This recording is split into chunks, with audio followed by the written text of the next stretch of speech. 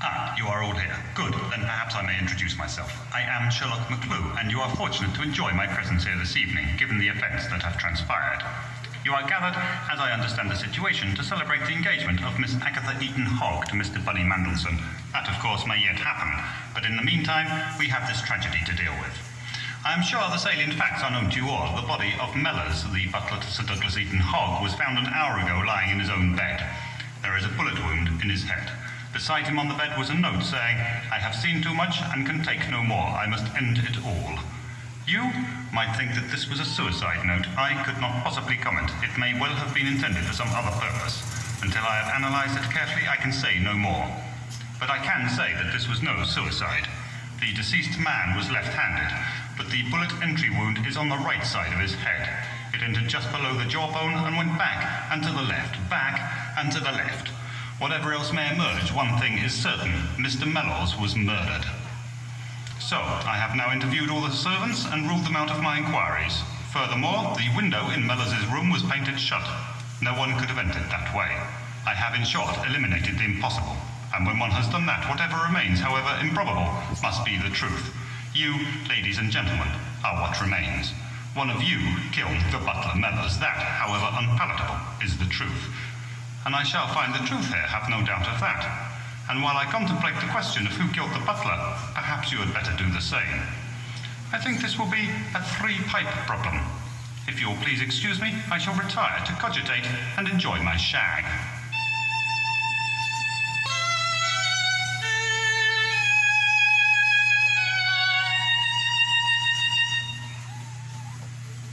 You should now stop the tape.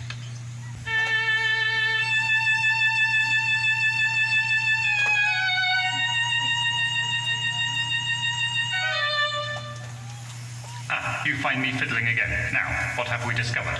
We have discovered that the late Mellors was something of a ladies' man. He appears to have had liaisons with Agatha Eton-Hogg, Georgette Michel, and Mary Anstalt. Why, we might be entitled to wonder, was Sister Morticia omitted from this list? Certainly it was not out of respect for her religious vows, for we now discover that she is not really a nun at all, but the, how shall we say this, escort of Oscar Hemingway. Why are these two lying? What do they have to conceal? This is not yet clear. Also, not quite clear is Herr Schnapp's role in this mystery. He claims not to have known Mellors and yet was seen leaving his room yesterday afternoon. We can, however, safely say that any of Mellors' lovers, past or present, may have harboured some as yet undiscovered grudge against this Casanova of the servants' quarters, and either Sir Douglas or Mr. Mandelson might have objected to their beloved Agatha taking up with the Don Juan downstairs. But these are theories. Let us confine ourselves to the facts. I have examined the scene of the crime, the room of the late Mr. Mellors, and in particular the ashtray. As you may know, I have written a little monograph on the ashes of 140 different varieties of tobaccos, and yet the ash I discovered in Mellors' room was initially unfamiliar to me. It was only on careful examination that I discovered their true nature. They are a cheap and easily available brand, but they have been tampered with. They contain distinct traces of arsenic, which can only lead me to conclude that the attempt to kill Mr. Mellors predates the events of today. There is a box of 25 cigars in his room, of which 12 remain. You may be wondering why, given that he has smoked 13 poisoned cigars, Mr. Mellors was not already dead. I shall tell you. There grows in Siberia a small, non-flowering plant known locally as Rasputin's Revenge. The essential oil of this plant, if ingested, can kill a man. It is also, however, a powerful antitoxin to arsenic, which is, in its turn, an antidote to Rasputin's revenge. I have found traces of this oil in a glass by the dead man's bed. I conclude this poison was administered to Mellors with murderous intent by someone who had no knowledge of the arsenic and did not realize that the two toxins would cancel each other out. Neither would kill, but between them they would make a man very ill indeed. The existence of Rasputin's Revenge is known to very few in this country, perhaps only 4 or 5 toxicologists apart from myself. It would therefore, under normal circumstances, be almost undetectable as a murder weapon. But who would have known this? I leave you to ponder the question, and also the question of why Mellors was not only shot, but was being poisoned, probably by 2 separate people. I shall return. Please turn over the tape and await further instructions.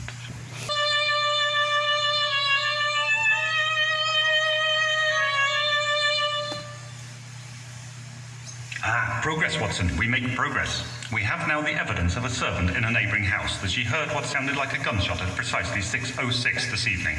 We can, I believe, conclude that Mellors was shot at this time, which must rule out first the German spy Herr Schnaps, and second the dead man's stepsister Mary Lipp-Anstalt, both of whom arrived too late to be implicated in this killing.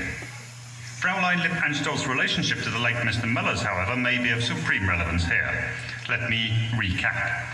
Maria Lewinsky's husband died some years ago, leaving her with 2 children and no money. She sent both children abroad to foster families. One, the eldest son, turned up in London and adopted the name Mellors. His younger sister went to America and is here tonight as Morticia Lewinsky, posing as a nun. Meanwhile, the mother moved to Germany and married a wealthy widower by the name of Lipp-Anstalt, who has since died. From being a pauper, therefore, the aging Maria Lewinsky now finds herself in a position of some considerable wealth. According to German law, the inheritance of this fortune belongs in order of succession to Mellors, Mary Lipp-Anstalt, and then Sister Morticia. This may be relevant. We also discover that Mellors was involved in a wide range of criminal activities, including espionage and blackmail, and that Georgette Michel was his accomplice. Perhaps there is more to discover here, particularly, I suspect, with relation to Mr. Mandelson.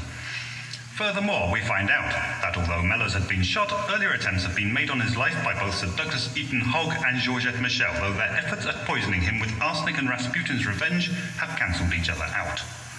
There are 3 further points arising from my examination of the murder scene, which I believe you may wish to know. 1. The pillow on which Mellors' corpse was lying is, I discover, stained with blood on both sides. 2. The paper on which the supposed suicide note is written is of an American brand not generally available in London. 3.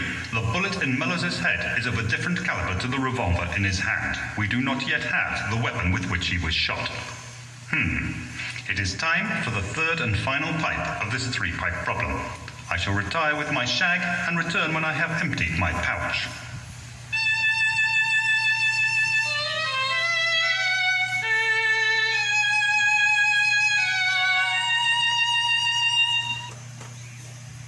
You should now stop the tape.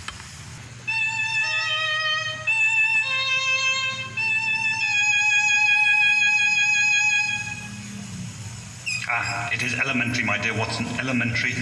Let us rule out some suspects. Sir Douglas and Georgette Michel I shall arrest for attempted murder. But shooting a man in his bed is not Sir Douglas's style, even if he is a psychopath. And Mademoiselle Michel is clearly under the impression that she was already killing Mellors. The poison had made him seriously ill. Why bother complicating matters when her plan was working so well? Oscar Hemingway I shall also arrest. Undoubtedly, he left behind the suicide note, but he was not upstairs at the relevant time, and I'm inclined to think that he did not commit murder, even if only because someone had beaten him to it. He can, however, be charged with obstructing the course of justice. I can conclude only that Agatha Eton-Hogg and Mr. Mandelson between them shot Mellors. Which of them pulled the trigger, I do not know, but I am certain that an examination of Miss Eton-Hogg's revolver will show that it was the weapon that was fired at the butler. I shall arrest both of you for attempted murder. Ah, you look surprised. Only attempted murder? Oh yes, for the crucial fact is that Mellors did not die from his shot wound. There was blood, as I mentioned earlier, on the underside of the pillow. The only way that this could have got there is if the pillow was held over the man's face after he had been shot. And why would anyone do this? I believe, Miss Lewinsky, it is because when you went into your brother's room, you found him shot, lying in bed with a revolver in his hand, but still breathing. I believe that you enacted what you thought was a mercy killing, smothering him to prevent any further suffering. He was, after all, your own brother, and you would have wished to spare him a painful death. I can understand, but I regret that your actions cannot be considered legal in these unenlightened times. So, Sir Douglas, Miss Eton-Hogg, Mr. Mandelson, Mr. Hemingway, Mademoiselle Michel, and Miss Lewinsky, I shall have to ask all of you to accompany me to Scotland Yard. The rest of you may feel free to continue your dinner, and I regret any inconvenience you may have been caused. Good evening, and remember, don't have nightmares.